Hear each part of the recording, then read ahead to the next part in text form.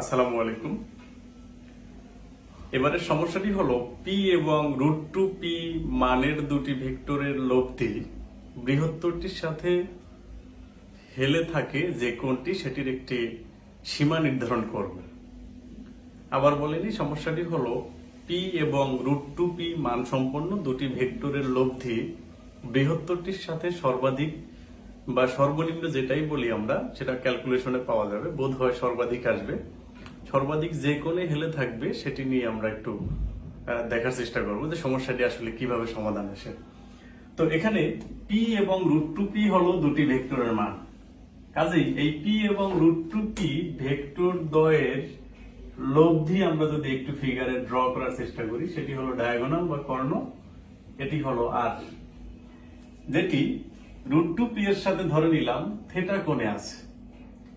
অর্থাৎ পি এবং √2p এর লব্ধি যেটি হলো আর, সেটি √2p এর সাথে থিটা কোণে আছে। পাশাপাশি আমরা এটিও ধরে নিলাম যে পি এবং আর এর মধ্যবর্তী কোণ হলো আলফা।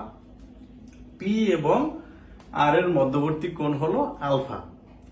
দেখো, এই কোণটি যদি আলফা হয়, এই কোণটিও হবে আলফা একান্তর কোণ হিসাবে। এই কোণটি যদি আলফা হয়, এই কোণটি হবে আলফা। আমরা দুইটা ভেরিয়েবল ধরে নিলাম, আমাদের বের করতে হবে থিটা এর সীমা, কিন্তু আমাদের ওপাশের কোণটিও ধরে নিলাম আলোচনার সুবিধার্থে, এটি হলো আলফা। খেয়াল করলেই দেখতে পাবে যে এই ভেক্টরটি যদি পি মান সম্পন্ন হয়, এই ভেক্টরটিও হবে পি মান সম্পন্ন। পি মান সম্পন্ন আমরা একটু সমান্তরিকের নামকরণ করি, ও A B C, O A B C. তাহলে একটু খেয়াল করলে দেখতে পাবে ট্রায়াঙ্গেল ও এ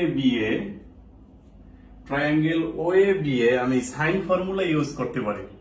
সেই সাইন ফর্মুলাটি কেমন আসবে দেখো, √2p divided by sine theta sine alpha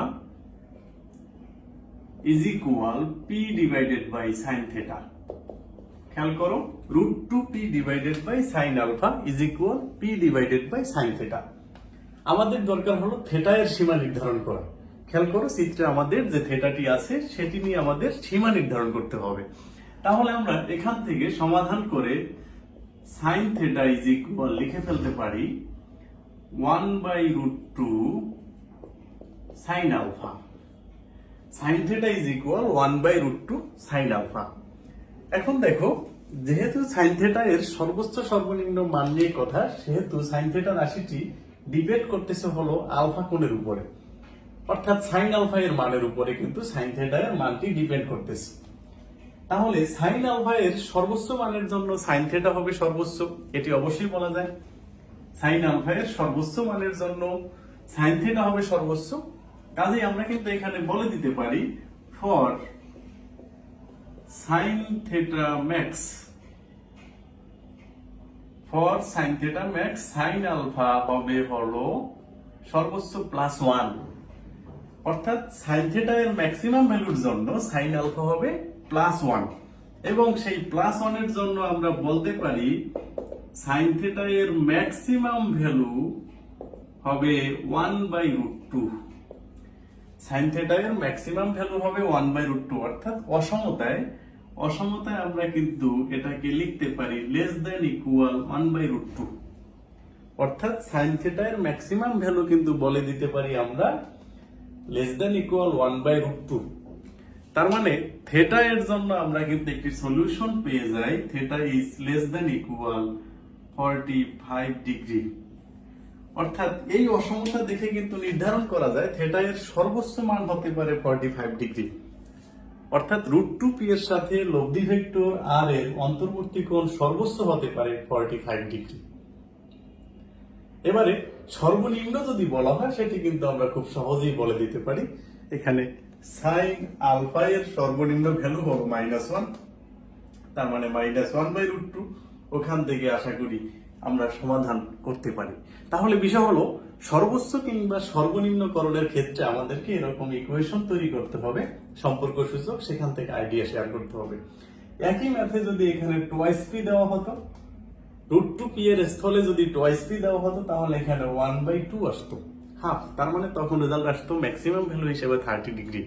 অর্থাৎ এই ধরনের এমসিকিউ কিন্তু তোমাদের পরীক্ষায় চলে আসতে পারে। আবার বলি দেখো, পি এবং √2p এর লব্ধি বৃহত্তরটি অর্থাৎ √2p এর সাথে সর্বাধিক কত কোণে হেলে থাকবে। এমনকি পি এর সাথেও কিন্তু চাইতে পারতো, তাহলে আমরা sine alpha is equal √2 sine theta বলতাম, সেটাও বলার সুযোগ থাকতো। তবে সেটি কিন্তু অসম্ভব একটা বিষয় হয়তো বা ছিল, sine alpha is equal √2 into sine theta. তখন কিন্তু বলা একটু মুশকিল হতো, তখন সর্বোচ্চ ভ্যালুর জন্য √2 চলে আসতো, যেটি হলো আমাদের জন্য সংজ্ঞায়িত হতো না।